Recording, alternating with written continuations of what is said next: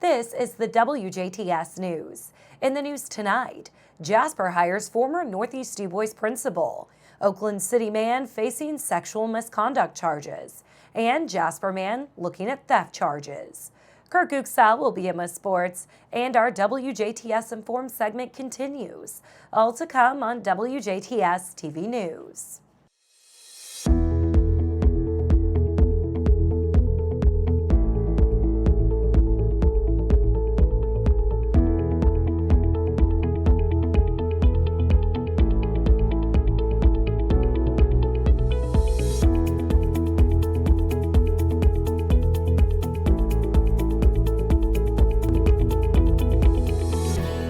Good evening, I'm Jenna Schaffer with the news.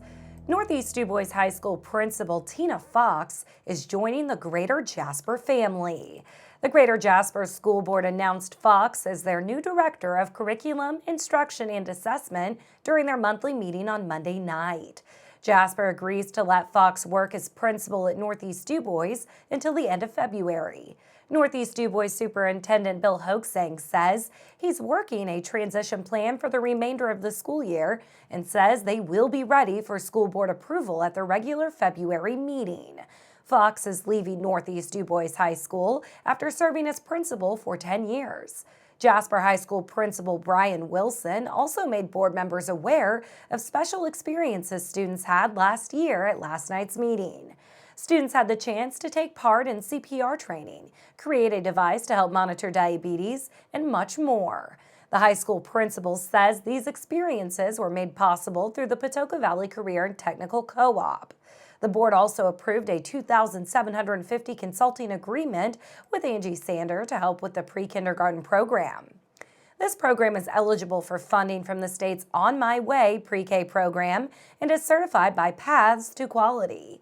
This new program will be held at the new Jasper Elementary School and will be offered to all 4-year-olds. Board members also approved a proposal to replace the high school south parking lot near the gym. This process includes removing the current concrete, performing soil stabilization, and installing new concrete.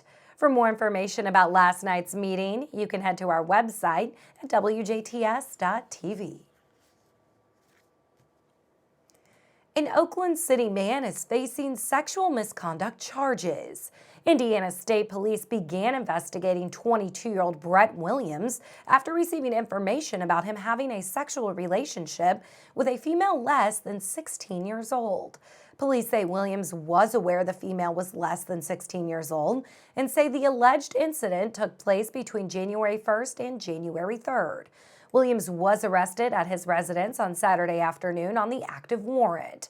Williams was taken to the Gibson County Jail on bond and charged with a Class 4 felony count of sexual misconduct with a minor. A Jasper man is facing theft charges after stealing energy shots from a local gas station. Police responded to the Hucks on 3rd Avenue around 1:40 on Monday for reports about a male subject stealing energy shots. Police say the suspect, identified as 40-year-old Casey P. Cole, stole 3 energy shots with $18.18 and left the store without paying for them. Cole was lodged into the Dubois County Security Center and charged with theft. An Indiana attorney is facing drunken driving charges shortly after announcing his candidacy for the state legislature. Indiana State Police say 50-year-old Charles Richard Martin was arrested on Thursday just after midnight. Martin faces misdemeanor counts of operating a vehicle while intoxicated and was cited for speeding 65 miles per hour in a 45 zone. Among other things, Martin has held several positions in the Republican Party. He announced his bid to succeed Republican Representative Ron Bacon, who announced that he is not seeking re-election last Tuesday. State Senator Ron Bacon honored Castle High School archery team members at the State House on Monday afternoon. Bacon says the Castle Knights won the state championship 12 times in the past 13 years, and they won the national championship 2 years in a row. According to Bacon, the Knights were the highest among 263 teams from across the nation and had a score of 3,480 out of 3,600 at the national championship. Each team member earned a $1,000 scholarship for their achievement. Dubois County has the lowest unemployment in the state. The Indiana Department of Workforce Development released the county-by-county rates on Monday afternoon. Dubois County took home the top spot once again with a 2.0 unemployment rate for December.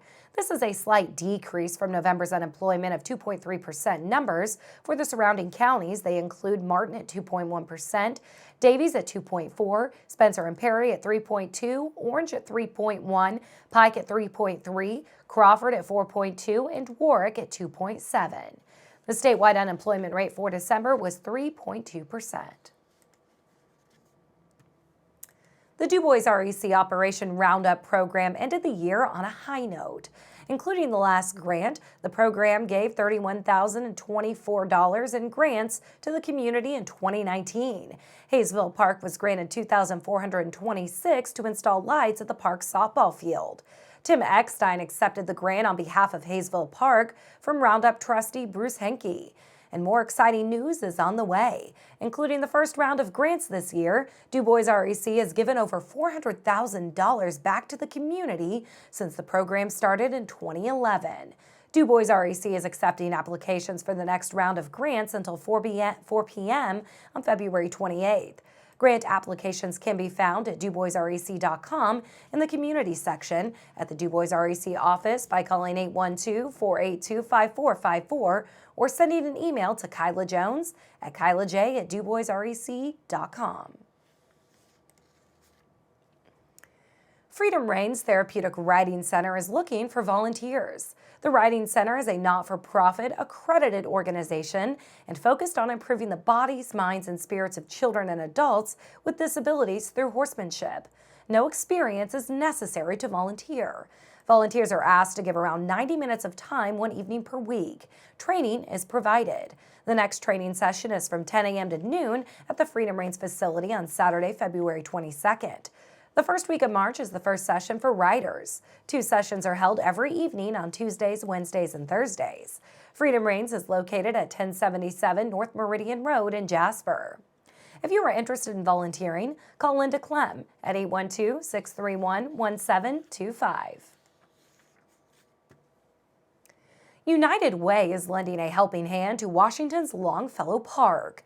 The nonprofit organization granted the Washington Parks and Recreation Department $50,000 to build a new playground for Longfellow Park. The park was selected to receive new equipment, including features to make it more accessible for those with disabilities. Crews plan on installing the new equipment once the weather warms up in the spring.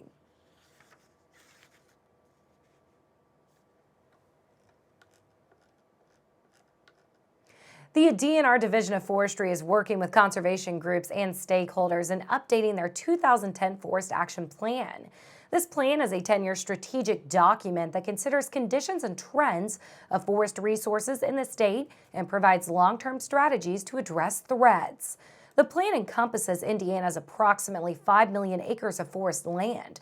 84% of this is privately owned, and 16% is owned by public institutions, including federal, state, and local governments.